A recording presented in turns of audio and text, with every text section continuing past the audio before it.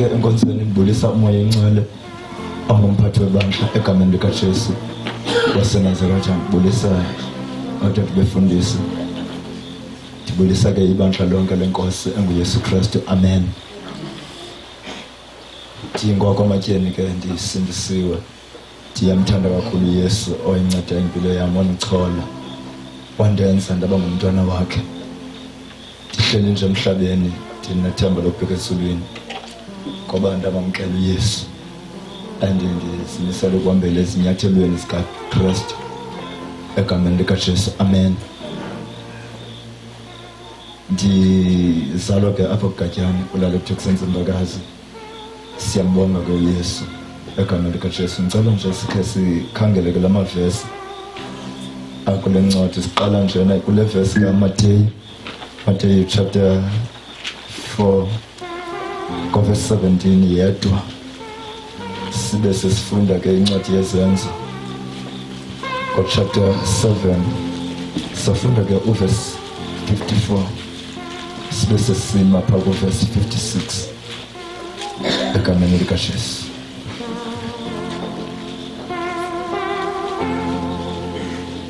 Jesus, I adore. Jesus, I adore. Jesus,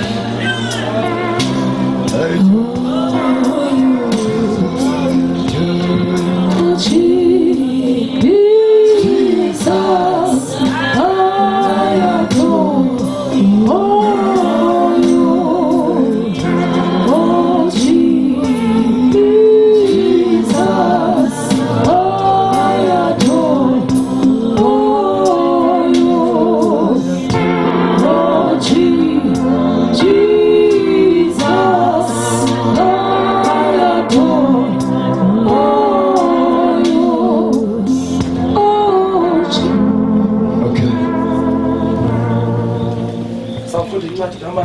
Matthew chapter 4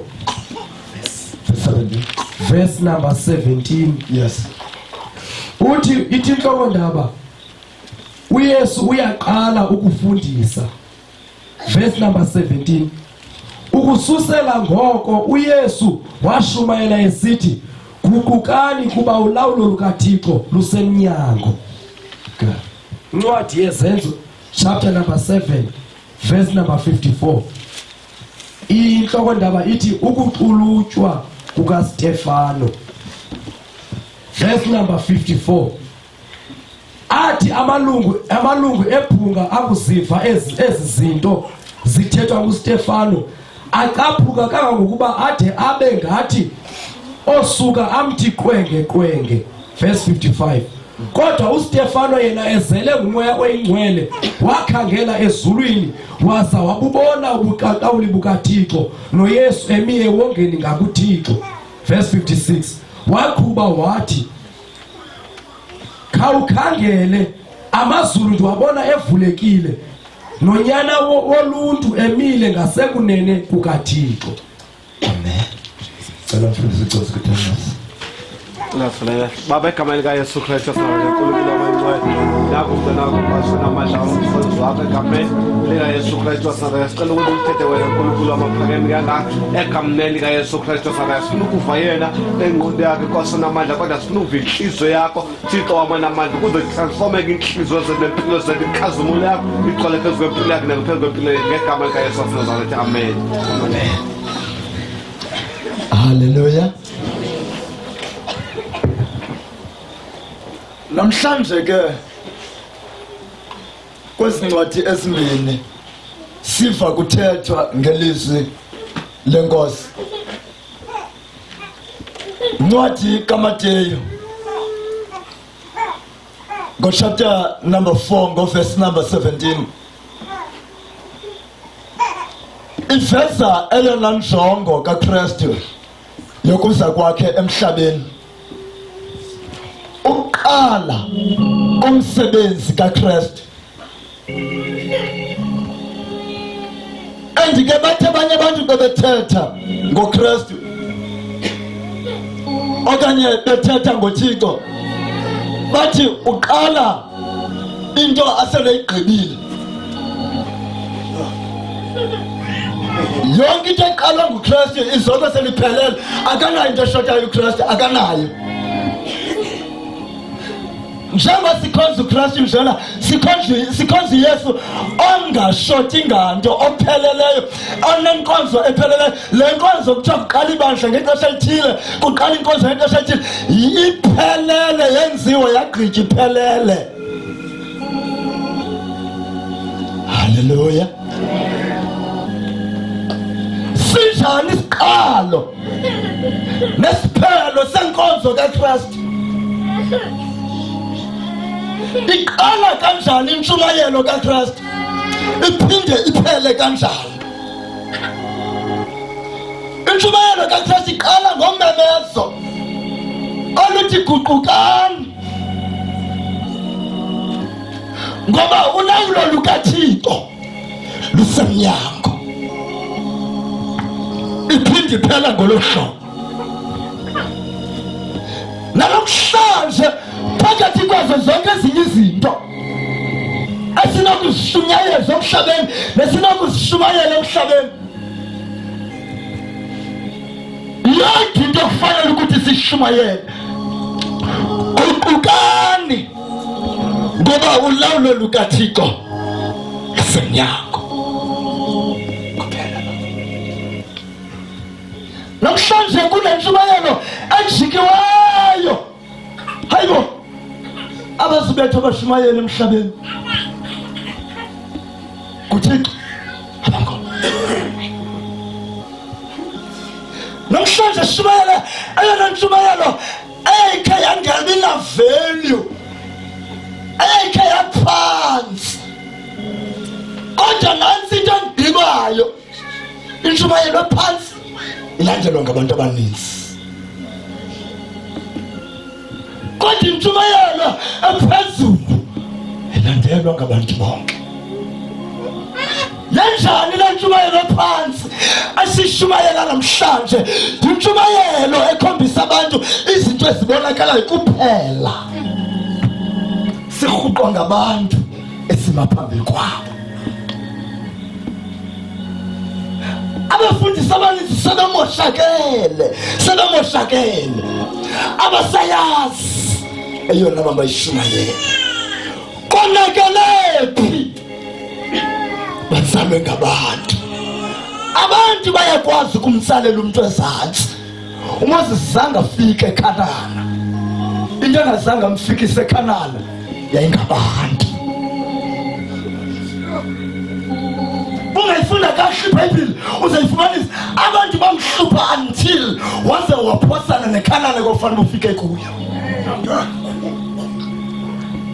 Abaninzi abafundisi abasesihogweni ngoku nabasayayo ngenxa yokukhutshana ibandla. Kuyayiwa kodwa iwani into kufanele siyeshunyayela. Guqukani, ntshumayelo powerful le endiphelele ishortcut.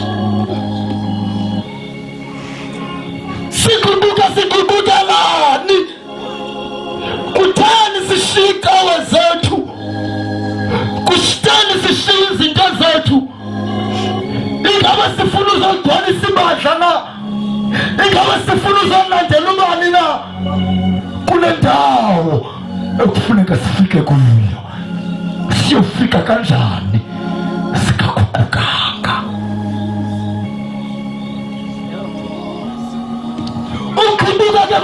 Ayigama lokuguquka liphethe izinto ezininzi, liphethe ukuhlambuluka komuntu, liphethe ubungcwele bomuntu.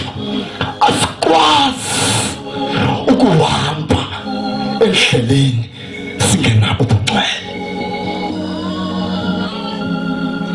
Asikwazi, akukho apho siya khona ubungcwele singenabo. Yiwani intshumayelo kaJesu? Guqukani, bukumkani bamaZulu basondele. Njengoba sinabiyona into kufanele basishiwe, uYesu uyabuya, and yeyona nto kufanele into seyijele sibone uJesu kuzabuye athi kangaba inkosi yami kangaba siyazi ukuthi kundawona uJesu kuzabuye sizawuyeka ukuhlala kuphela ukuhlala kuphela yonke into embi sizayeka bana evangeli ebheka phambili iphinde ibuye umfa iphinde ibheke phambili iphinde ibuye umfa yenyuka iphinde yehle yenyuka iphinde yehle kodwa ivangeli yethu iza kunyuka okokoko. Inkosi mayisincede sibuyele kwintshumayelo yamanyana, sibuyele kwintshumayelo yamanyana, sibe libandla lamanyana, sibe libandla lamanyana, sisindiswe sisindiseke, sisenzile izinto emhlabeni unyaka usibethile kodwa njengoba selisilapha akunoba lixesha na lokuthi sihlale siklini sithi Nkosi ndibe mdaka ndibethekile ndisenzile izinto emhlabeni ndizithethile izinto emhlabeni ebudeni bale nyaka andibethile amatye ithi le verse kaStefan ithi ngenxa yenyana yathethwa nguStefan bafika abantu abaye bahlabeka zinhliziyo bahlabeka inhliziyo bavala indlebe zabo kuba abantu bangoku befuna inyani bezivala indlebe ekuvaleni kwabo indlebe zabo basenemkhuphela ngaphandle kwelokishi okanye ngaphandle kwesixeko emveni koko bathatha amatye bamqenga bamqhekeza ngawo. Nantsi into endiyithanda ngoStefan akazanga wajonga amatye akazanga wabona amatye kodwa wabona uYesu ohleli ngasekunene kukaThixo. Manje umbuzo wokugqibela ngihlale phansi yintoni yabangela into yobana uStefan angawabona amatye, yintoni yabangela uStefan angaweva amatye? Yaba kugcwaliswa ngamandla kaMoya Ingcwele. Moya Ingcwele nobunyaka uphela gcwalise ngamandla wakho ukuze amatye endizawuphinda ndiwabona ngo-2020 ndingawaboni ndingabisaweva.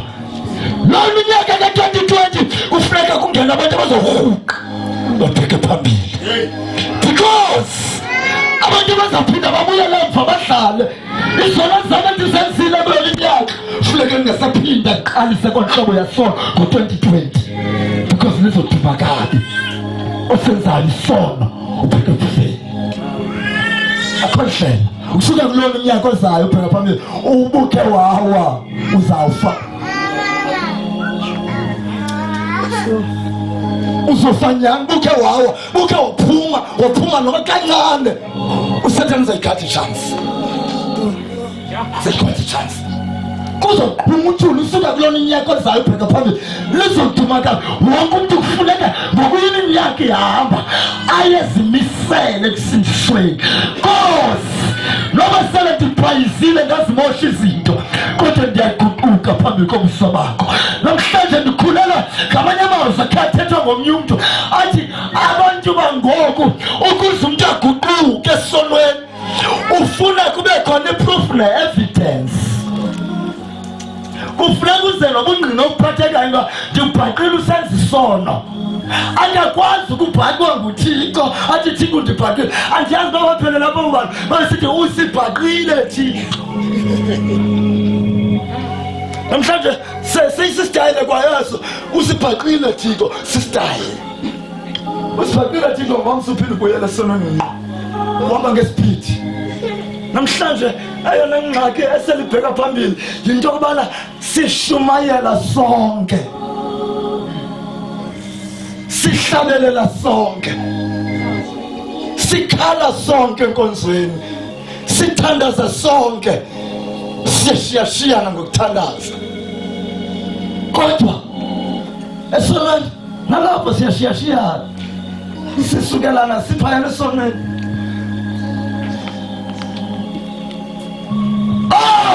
Kuye kundinceda ngani ukuthi ndibe ngcwele phambili kwabazalwane kanti andikho ngcwele phambili koThixo?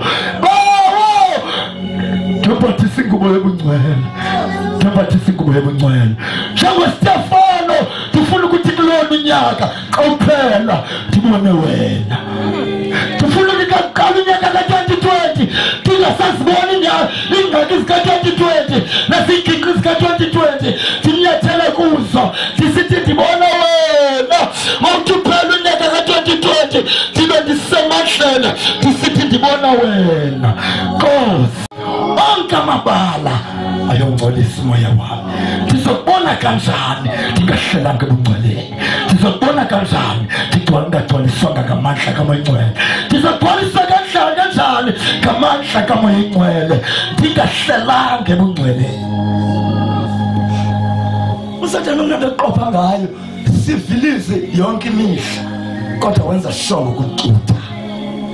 Uyabona sizawuva amazwi ubheka phambili until kuze beyi-1, kodwa emveni kwe-1 kuzathi kuphela iveki kube kuwe omnye, kuthi kuphela enye iveki kube kuwe omnye, kuthi kuphela inyanga kube kuwe omnye. Sewulibele ngabo kwakusithwane econferensini, sewubambe into eyi-1, ilizwi liyi-1. Kwakumnandi econferensini, yayintoni eyayimnandi. Nkosi, cela ubona wena, ufuna ukubonana nawe kuba ilihla selimifishane. Nalo umemezo likaJesu, nansi intshumayelo kaJesu, akukani ulawulo likaThixo esemnyama. Akho mntu waziyo ukuthi ilizwe lizophela nini, kodwa siyabona ububi ekufana into abantu kuJesu kusekudala ebuyeni, kodwa lityaziswe intoni? Lityaziswe libandla lingena ezweni, endaweni into abantu ibandla likhuphuliswe ezweni, liginyeliswe lifake ebandleni. Abantu abasindiswayo bayancipha, abasindiswayo sithandaza yonke imihla. Nkosi, uyisinguquko, uyisikuhlambuluka ezinhliziyweni zethu. Cela Nkosi.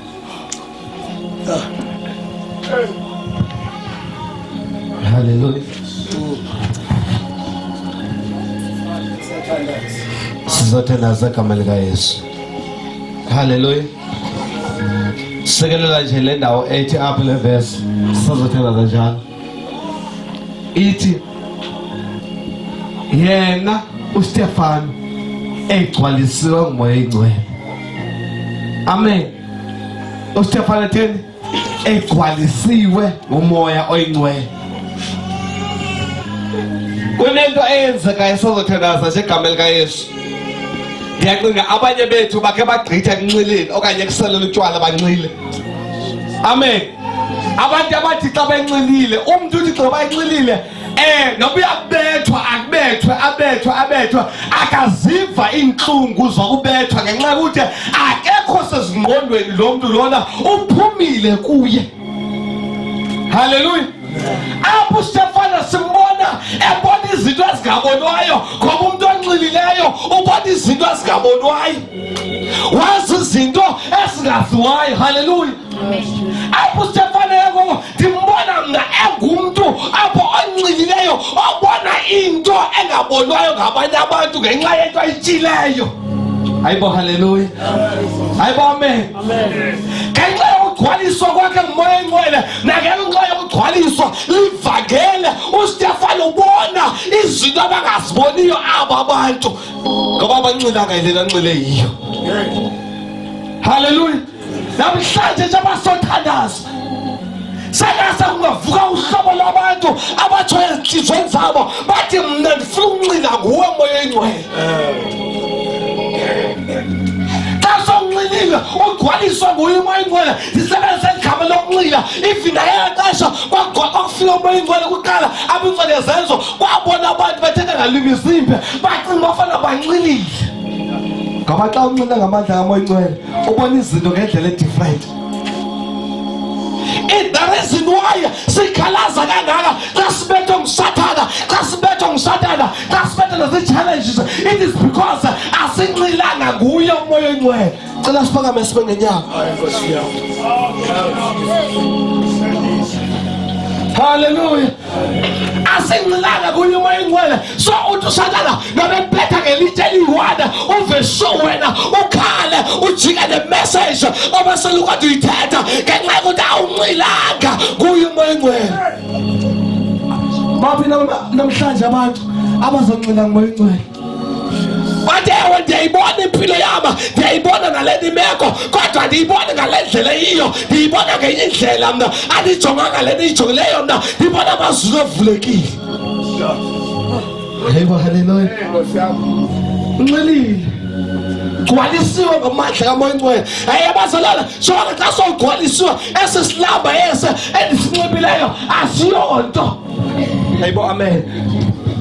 Haleluya. Hayibo, amen.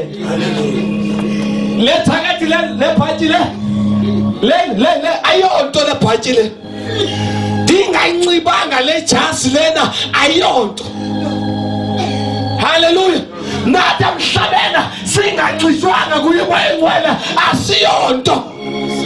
Noba siyabethwa ngusathana siva shu ngenxa yokuthi asinxishwanga kuye umoya ingcwele. My God.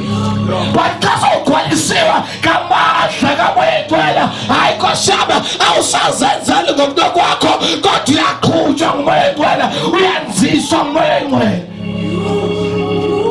Haleluya. Uthi xa ubethwa lilitshe lokuqala u-understand into yobana Nkosi yami kanene wakho wabethwa lilitshe nawe. Haleluya. Uthi xa ubethwa lilitshe yesibini uthi bakungoxoza nawe Nkosi uJesu. Haleluya. Uthi mnqandazo xa usinda uhambusiwa uhambukhaxa amathole, uthi nawe kanene Nkosi uJesu kwakhe kwenziwa le nto nakuwe. Haleluya. Gcwalisiwe ngamandla. Tanizinoye ibandla lakule mihla siphila kuyo liwiki kangaka okanye siwiki kangaka singabazalwane kukanxa ukuthi sitholiswanga ngamandla kamoya ingcwele. Asigcwalisanga umoya ingcwele. Hayi yabazalwane, le nto endithetha ngayo namhlanje ayisowishi ngakayivutheni ngenye imini. Haleluya. Amen. Le nto asiyenzayo soyokulila apha enkonzweni akugcwaliswa ngumoya ingcwele le. Into yakholiswa ngumoya ingcwele into personal, into yakho noThixo, yakho wena wedwa noThixo wakho, not into mpontswayo. Hayibo, haleluya. Njengathi abashumayela ngokapha ndenyazeleke kanye ngamanye amagama kunyazeleke simpompe ukusigcwalisa ngumoya ingcwele. Hayibo, haleluya. Kanti xa unento elapha ngaphakathi kuwe ehlala impontshiwe, awudingi nobana uthi uthandaza ngenxa yobana there is no need you understand le nto ngene kuyo ukuthi yintoni. Haleluya. Yabazalwane, ngomnye unyaka lo siya kuyo ngo, ngomnye unyaka lona kakugcwaliswe namhlanje. Amen. Yabazalwane, ndikenathi apha ngase umntu akakaqhabhuke le nto ingaphakathi kuyo, ngase kakaqhabhuke lo mntu ongaphakathi omvaleleyo, ovalelela ukuba kungabi nakhono kwakho, ngase ngaqhabhuka vele. Gcwaliswa ngumoya ingcwele namhlanje. Umoya ingcwele afika aqhabhuza. Hayi Nkosi yami, uyazi usathana abazalwane usase kade sade samenza wawikho umoya ingcwele. Samenza yabazalwane Nkosi yami, ithi iBhayibhile wafukama umoya ingcwele. Kwakusendandeni emhlabeni, kwakungekho nto emhlabeni, wafika wafukama. Haleluya. Namhlanje usekhona. He is ready. Amen. Indala ekhange ibe khona engafukamanga yena umoya ingcwele. Indala ekhange ibonakale engafukamanga yena umoya ingcwele. Namhlanje enhlizweni yakho intoni oyibonayo emnqabelayo uThixo, intoni impossible kuThixo. Wakwazi ukudalela ilitshe lapha ngasentla apha enhla komzo, elalitshe la solid lanja, uyintoni engamnqabelayo uThixo. Haleluya. Sihambe emhlabeni naku umhlaba awuvongoki singene ngaphakathi, intoni engamnqabelayo uThixo. Xa ikwazi ukwenza le nto ngelizwi, intoni engamnqabelayo. Ini into asitayo asinanguquko. Haleluya. Ayikho inguquko. Wana uguquka namhlanje. Gcwaliswa ngamandla amayingcwele ezaphambili. Andithi ndifuna umuntu andiyazi Nkosi yami ngayicebisa kanjani ndawo. Haleluya. Ukuguquka. Bengane ndihamba kanje. Ndingena khona enhlizweni yami. But now ndihamba kanje. Ndiguqukile. Ndihamba le ndlela bengane ndihamba, but ndihamba ngenye indlela ngoku. Haleluya. Bengane ndincila, but ngoku mancila moya ngcwele ngoku. Ndihamba indlela. Haleluya. Ndiyaguquka. Yebo amen. Manje ufuna uguquka enhlizweni yakhe. Oguquka enhlizweni yakho ude Thixo.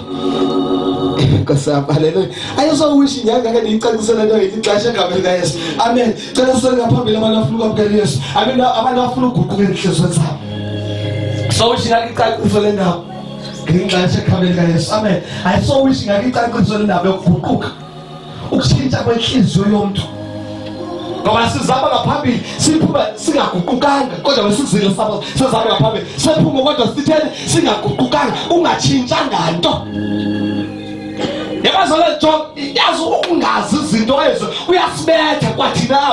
iBhayibheli isichaza ukuthi kwakukhona indawo ekuthiwa ingcwele, indawo engcwele. Amen. That is libandla indawo engcwele. But phinde bekhona indawo ekuthiwa ingcwele yengcwele okanye indawo engcwele kakhulu, indawo i-most holy place egameni likaYesu. Haleluya. Njengoba uhlala kulo ndawo leyo, amen, usendaweni engcwele kaThixo. But xa usizama ngaphambili uza kwindawo engcwele kangcwele. Le ndawo kwakusita kufanele ukuthi uze kuyo wena uza kuyo.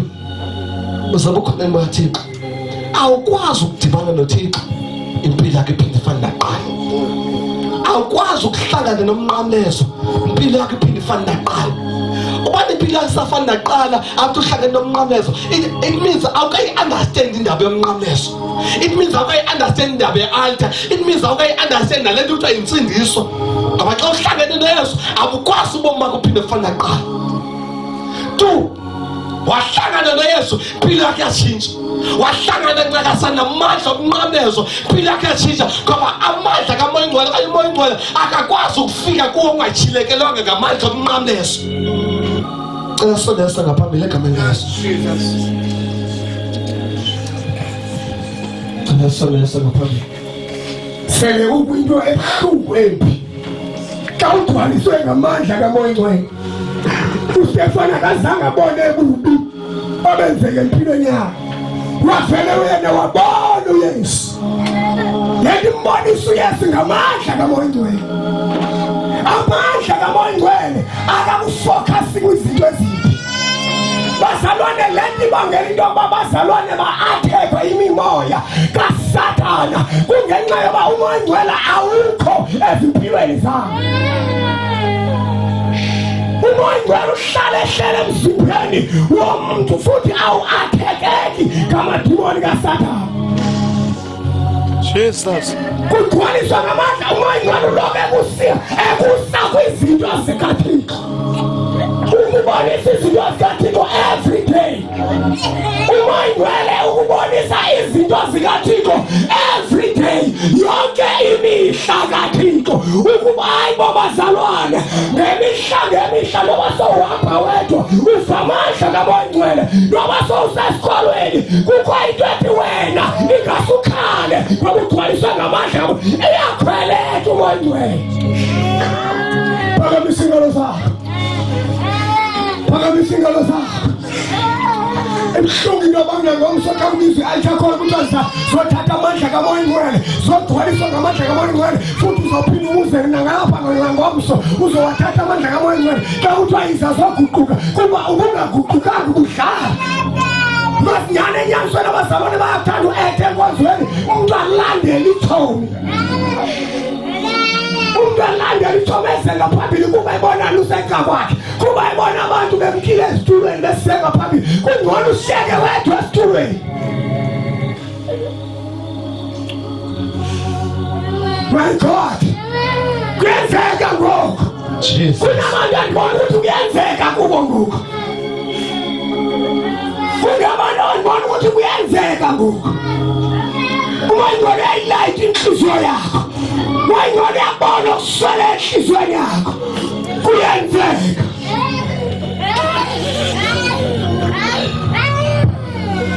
Nangu umntana, nangu umuntu wesiwe, boyasha kumazithathe nangu umuntu. My God, phakamisa ingalo zakho. Yes. Yes. Ikholo. Eliniza amandla, ikholo linamandla. Liniza amandla kaMoya Ngcwele. Umoya Ngcwele udinga inhliziyo engenabo, engenakumbi. Inhliziyo ehlambulukile, inhliziyo engapakishanga izinto enhliziyweni yakhe. Umuntu ongapakisha izinto zakhetha. Haleluya. Ungapakisha izinto zakhetha. Izinto eziningi okanye ungaziboni izinto. USathane akubonisa zona ngoba wena ugcwele ngamandla kaMoya Ngcwele.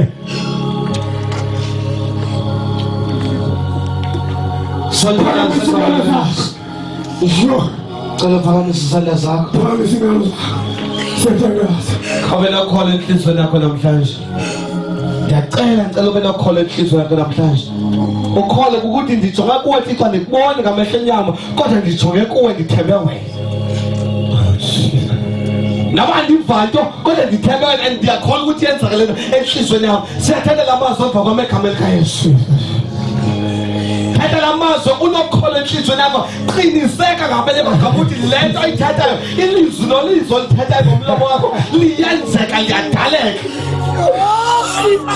Yithi Nkosi Yesu ndiyabulela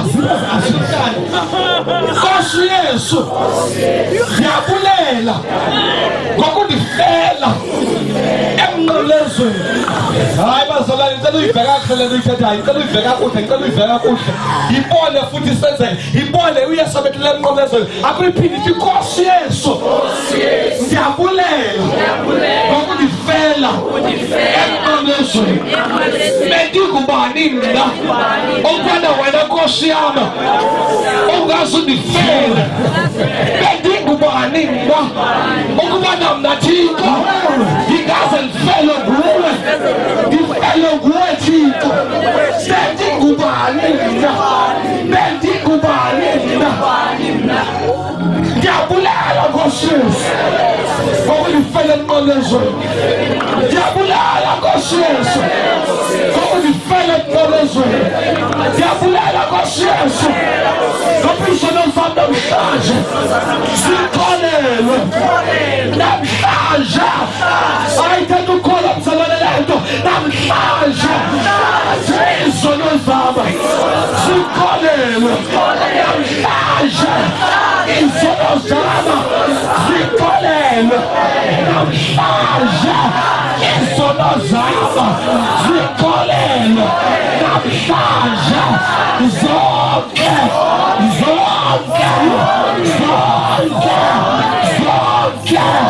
izono zami sikholelwe egazini likaYesu laphalala ukuze mna ngikholelwe ukuthi Moya Ngcwele ngigcwalise Moya Ngcwele ngigcwalise.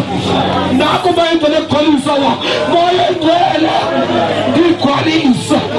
Moya Ngcwele ngilawula impilo yami. Ulawulo lwakho Nkosi Yesu malulawule ebomini bami. Moya Ngcwele ngilawule yezitando yakho, yazitando yakho, yazitando yakho, yazitando yakho. Nakho mzimba wakho akwazi ukuthandana.